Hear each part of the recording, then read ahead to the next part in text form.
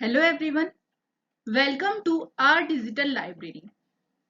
The next topic of human osteology is radius, the bone of forearm. ये है anatomical position. मैंने अपने पिछले वीडियो ह्यूमरस में इन्हें एक एक पोजीशन को बहुत ही डिटेल में समझाया था। यदि आपने वह वीडियो नहीं देखी है तो पहले उसे देखिए, क्योंकि रेडियस और अल्ना भी ह्यूमरस से कोरिलेट होती है।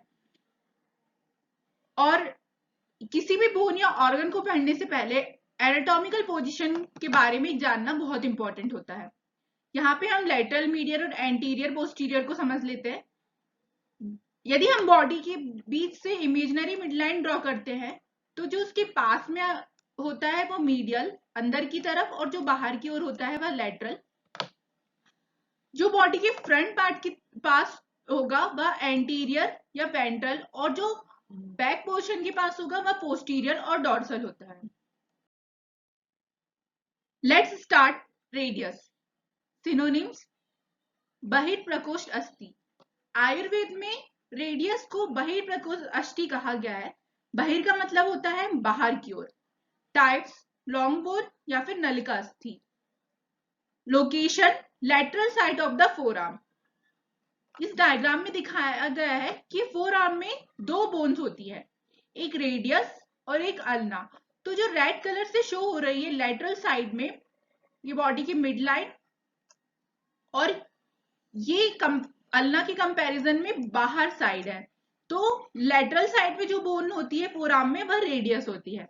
क्वांटिटी 2, 1 ऑन ईच साइड, दोनों हाथों में एक। Position vertical.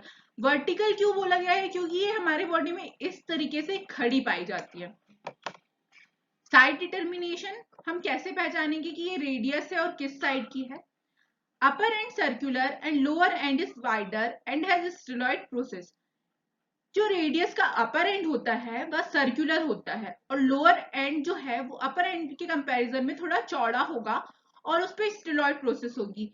स्टेरॉइड प्रोसेस को हम आगे भी डिस्कस करेंगे।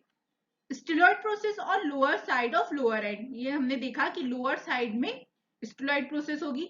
मीडियल और interosseous border is thin and sharp. Radius में 3 बॉर्डर होती है, उसमें से भी मीडियल या फिर एंट्रोशियस बॉर्डर सबसे पतली होगी लेकिन शार्प होगी। और जो एंटीरियर सरफेस होगा, लोअर एंड का एंटीरियर सरफेस फ्लैट होता है, यानी चपटा होता है। Features of radius R: it is homologous with tibia of lower limb. हम बोल सकते हैं कि जो रेडियस है वह लोअर लिम्ब की टिबिया बोन के साथ रिजेंबल करती है या फिर होमोलोगस है। किसी भी लॉन्ग बोन के 3 फीचर्स होते हैं: अपर एंड, शाफ्ट और lower and. First is upper and. It consist of head, neck and tuberosity. अब हम तीनों को डिटेल में डिस्कस करते हैं। जैसा कि इस डायग्राम में बताया गया है, that is head, neck and this is radial tuberosity. Head disc shaped, ये डिस्क शेप्ड होता है, आपको यहाँ पे शो हो रहा है। Covered with hyaline cartilage. Hyaline cartilage से हेड कवर्ड होता है। Its superior surface is concave with articulate with capitulum of humerus and form elbow joint. इस हेड की सुपीरियर सरफेस यानी कि ये जो ऊपर वाली सरफेस होती है यह कॉन्केव होगी, और यह आर्टिकुलेट करती है कैपिचुलम ऑफ ह्यूमरस बोन। हमने ह्यूमरस में कैपिचुलम और ट्रोक्लिया दोनों चीज को डिस्कस किया था। वहां पर भी हमने देखा था कि जो कैपिचुलम है वह हेड ऑफ रेडियस के साथ आर्टिकुलेट कर रहा है। यदि आपने पहला वीडियो नहीं देखा है तो पहले उसे देखिए, क्योंकि सारी बोन्स एक दूसरे से कोरिलेट है और ये मिलके एल्बो जॉइंट बनाती हैं। Circumference of head articulate medially with radial notch of ulna and form superior radio-ulnar notch. Circumference का मतलब होगा ये वाला जो पार्ट है हेड का। अब इसके इधर इस वाले पार्ट में यानी मीडियल साइड में अल्ना बोन प्रेजेंट होगी, तो इसका जो ये वाला पार्ट है सर्कमफेरेंस है, वह अल्ना में प्रेजेंट अल्लम में होती है रेडियल नॉच, उसके साथ आर्टिकुलेट करके ऊपर की side superior radio ulnar joint form करता है। B's neck, narrow part below the head is called neck. हमने देखा था कि हेड के जस्ट नीचे एक नैरो पार्ट होता है, उसे हम नेक कहते हैं। Head and neck of radius are free from capsular ligament and can rotate freely within the socket. हेड और नेक दोनों ही कैप्सुलर लिगामेंट इनमें एब्सेंट होते हैं, इसीलिए हेड और नेक की मूवमेंट फ्री होती है, मतलब वह रोटेट कर सकते हैं अपनी जगह पे।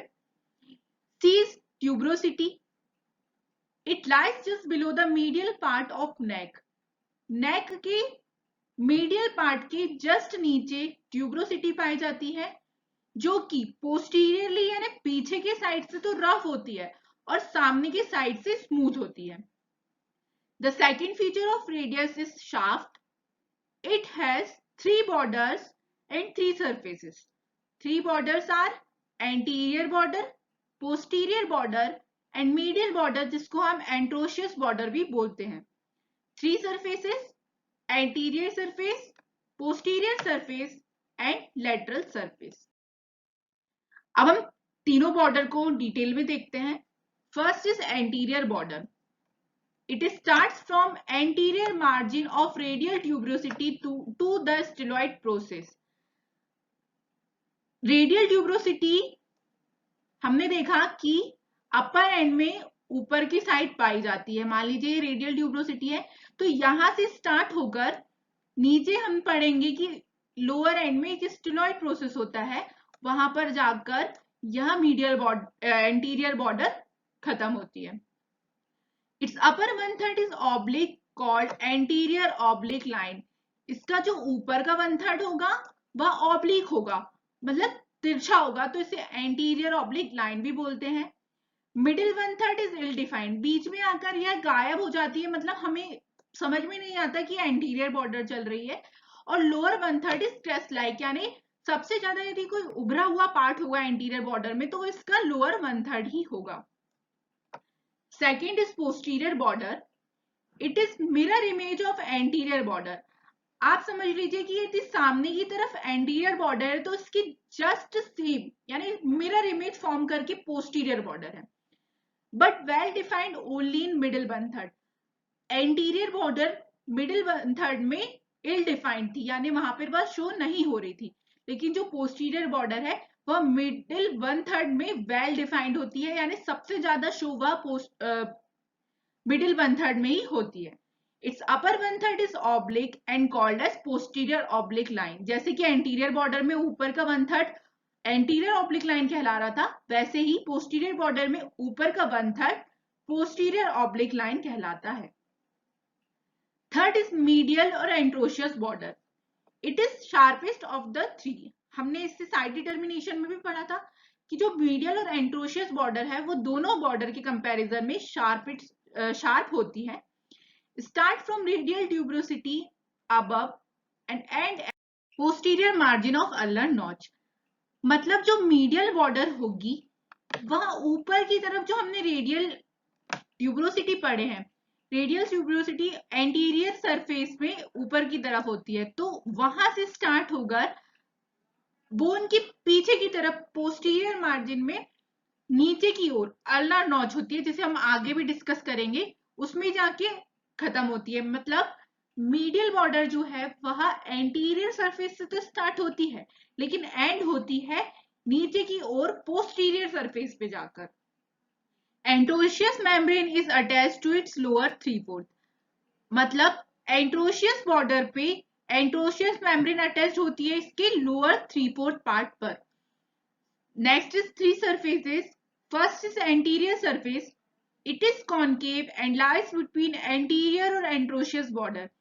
इसका नाम शो कर रहा है कि ये जो सरफेस है वह एंटीरियर और एंट्रोशियस या फिर मीडियल बॉर्डर के बीच में पाई जाती है और यह कॉन्केव होती है। Nutrient foramen in its upper part. इसके अपर पार्ट में न्यूट्रिएंट फोरामेन होता है। इमेजिन करिए कि यह रेडियस बोन है, तो इसके ऊपर के पार्ट में छोटा सा न्यूट्रिएंट फोरामेन होगा, जिससे आर्टरीज और वेन्स पास होती हैं और वह बोन को न्यूट्रिएंट सप्लाई करती हैं। Second is posterior surface, it is flat and lies between posterior and interosseous border. Posterior surface flat होगी और यह पोस्टीरियर और एंट्रोशियस या फिर मीडियल बॉर्डर के बीच में पाई जाती है।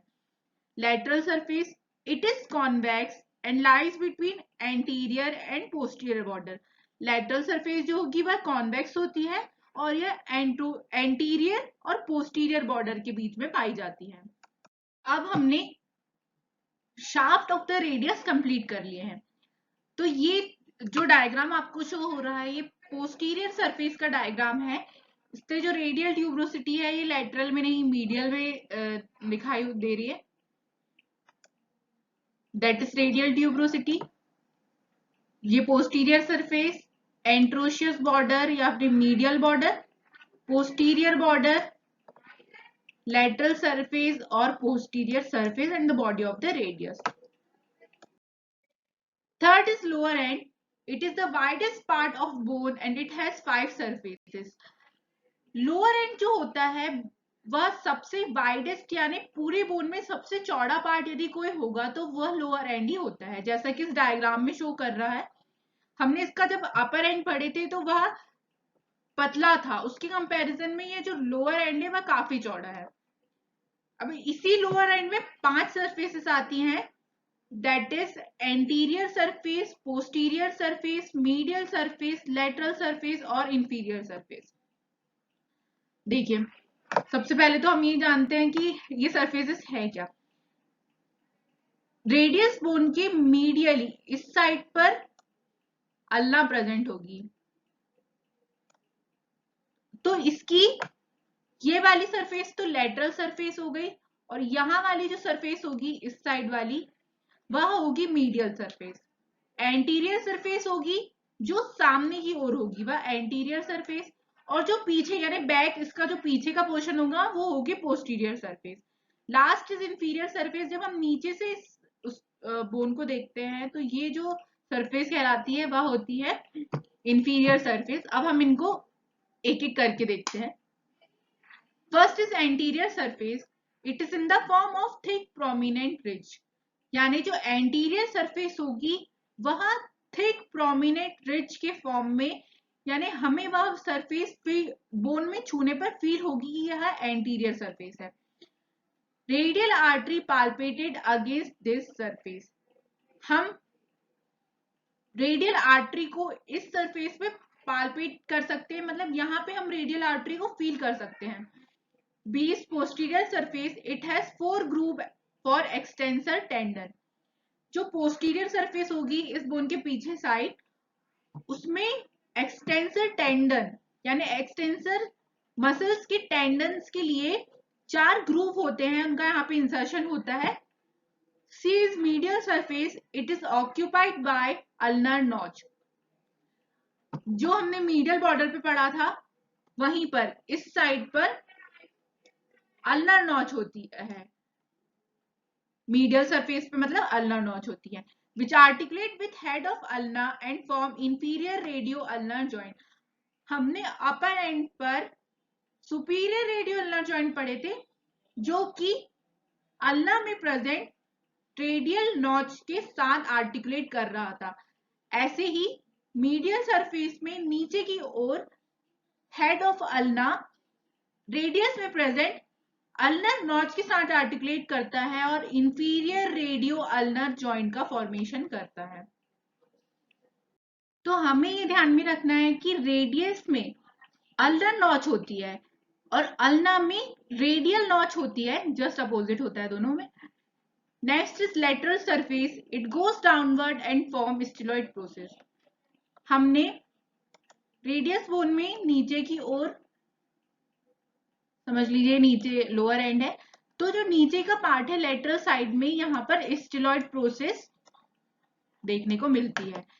नेक्स्ट इज इंफीरियर सरफेस, ये जो सरफेस होगी जब हम इसे नीचे से देखेंगे तो ये इंफीरियर सरफेस कहलाएगी। It bears triangular area for scaphoid and medial quadrangular area for lunate bone। Scaphoid और ल्यूनेट दोनों कार्पेल बोन के कार्पल बोन है तो यह रेडियस के साथ आर्टिकुलेट करती है। तो स्केफॉइड बोन के लिए रेडियस में ट्रायंगुलर एरिया प्रेजेंट होता है और ल्यूनेट बोन के लिए क्वाड्रेंगुलर एरिया प्रेजेंट होता है। It is called as carpal articular surface, क्योंकि इसके साथ कार्पल आर्टिकुलेट कर रही है इसलिए इसे कार्पल आर्टिकुलर सरफेस भी बोलते हैं और यह रिस्ट जॉइंट के फॉर्मेशन में हेल्प करता है। ये पूरी की पूरी बोन जो हमने इसका अपर एंड, शाफ्ट और लोअर एंड पढ़े वहां शो हो रहा है। जैसे आप नीचे देख सकते हैं लोअर एंड में ये स्टिलॉइड प्रोसेस, ये अल्नर नॉच जो कि मीडियली होगी और ये बॉर्डर्स वगैरह दिखाई गई है। The most important topic of radius is muscle attachment. हम इसमें मसल्स का ओरिजिन यानी रेडियस से कौन सी मसल्स ओरिजिनेट हो रही है और कौन सी मसल्स कहीं और से आकर रेडियस में इंसर्ट हो रही है उनके बारे में जानेंगे। First is origin, flexor digitorum. ये ओरिजिनेट होती है जो हमने ऊपर की ओर एंटीरियर ऑब्लिक लाइन पढ़े थे, उसमें फ्लेक्सर डिजिटल मसल का ओरिजिन होता है। फ्लेक्सर पॉलिसिस लॉन्गर, यहाँ अपर 2/3 ऑफ एंटीरियर सरफेस, जो हमने अल्ना बोन की जो एंटीरियर सरफेस पढ़ी थी, मतलब जो सामने की तरफ सरफेस थी उसके ऊपर के 2/3 पार्ट से फ्लेक्सर पॉलिसिस लॉन्गस का ओरिजिनेशन होता है। एडक्टर पॉलिसिस यहाँ रेडियस की पोस्टीरियर सरफेस यानी पीछे की तरफ से ओरिजिनेट होती है और इसी प्रकार एक्सटेंसर पॉलिसिस ब्रेविस ये पोस्टीरियर सरफेस से ओरिजिनेट होती है। नेक्स्ट हम देखेंगे इंसर्शन, मतलब कौन सी मसल रेडियस बोन में आकर इंसर्ट होती है। First is biceps brachii, rough posterior part of radial tuberosity. हमने देखे थे अपर एंड में जो रेडियल ट्यूब्रोसिटी होती है उसमें एंटीरियर पार्ट तो स्मूथ होता है और जो पोस्टीरियर पार्ट होता है वह रफ होता है। तो इसी रफ पोस्टीरियर पार्ट में आकर बाइसेप्स ब्रेकियाई का इंसर्शन होता है। सुपिनेटर मसल लेटरल सरफेस के अपर पार्ट में आकर इंसर्ट होती है। मतलब हम देखते हैं कि जो मान लीजिए यह जो है वह लेटरल सरफेस है रेडियस बोन की, तो इसका जो सुपिनेटर मसल होगी वह इसके अपर पार्ट में आकर इंसर्ट होगी। जो प्रोनेटर टेरेस होगी वह लेटरल सरफेस के मिडिल पार्ट में आकर इंसर्ट होगी और जो ब्रेकियोरेडियलिस होगी वह इसके लोअर पार्ट में आकर इंसर्ट होगी। प्रोनेटर क्वाड्रेटस एंटीरियर सरफेस के लोअर पार्ट में आकर इंसर्ट होगी। ये डायग्राम की हेल्प से दिखाया जा रहा है कि कौन सी मसल का इंसर्शन और ओरिजिन है। तो जो ब्लू कलर में शो हो रहा है वह मसल का इंसर्शन शो कर रहा है और जो रेड कलर में शो हो रहा है वो कौन सी मसल ओरिजिनेट हुई है रेडियस से वह शो कर रहा है। Next is ossification. एक्चुअल में ऑसिफिकेशन होता क्या है यह मैंने अपने पिछले वीडियो ह्यूमरस में बहुत अच्छी तरीके से समझाई थी। रेडियस में 1 प्राइमरी सेंटर और 2 सेकेंडरी सेंटर्स देखे जाते हैं। 1 primary centre appears in mid shaft during 8th week of intrauterine life. मतलब जब हम इंट्रायूटेराइन लाइफ के 8th वीक में होते हैं तब रेडियस के मिड शाफ्ट में पहला प्राइमरी सेंटर दिखाई देता है और दोनों सेकेंडरी सेंटर इसके लोअर एंड में दिखाई देते हैं जब बच्चा 1 साल का हो जाता है। The next important topic for the medical purpose is clinical anatomy, commonly fractured from 2 centimeter above the lower end।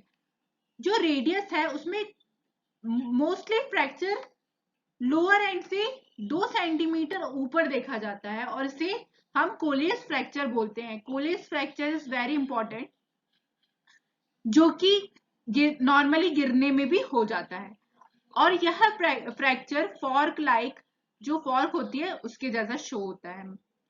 Reverse of Colles fracture is Smith fracture in which distal fragment get replaced anteriorly। इसका मतलब है कि Colles fracture से just opposite Smith fracture होता है। Smith fracture भी बहुत important है।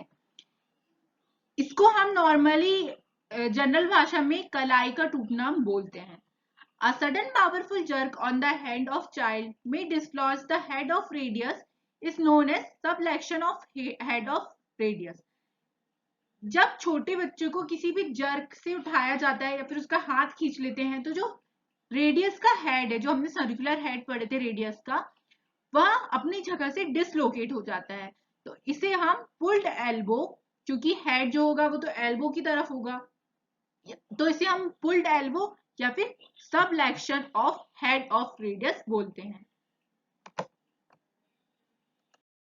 ये एक्सरे, रियल एक्सरे इमेजेस है जो दिखा रहे हैं कोलिस फ्रैक्चर। ये कोलिस फ्रैक्चर में फॉर्क लाइक स्ट्रक्चर जो हमने पढ़ा था वह, स्मिथ फ्रैक्चर कलाई का टूटना, ये बोन अपनी जगह से डिसलोकेट हो गई, और सबलेक्शन ऑफ हेड ऑफ रेडियस में जो ये रेडियस दिख रही है उसका हेड यहां पर आर्टिकुलेट करना था, इस जगह पर आर्टिकुलेट होना था, पर यह अपनी जगह से डिसलोकेट हो गया।